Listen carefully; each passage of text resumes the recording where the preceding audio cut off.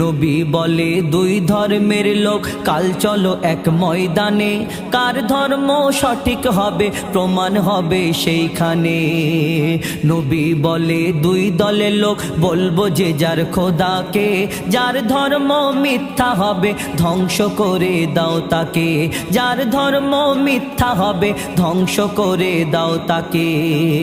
খ্রিস্টানেরা দল বল নিয়ে সেই ময়দানে হাজির হয়, আলী ফাতেমা হাসান হোসেনকে নিয়ে নবী সেথায় পৌঁছে যায়, আলী ফাতেমা হাসান হোসেনকে নিয়ে নবী সেথায় পৌঁছে যায়।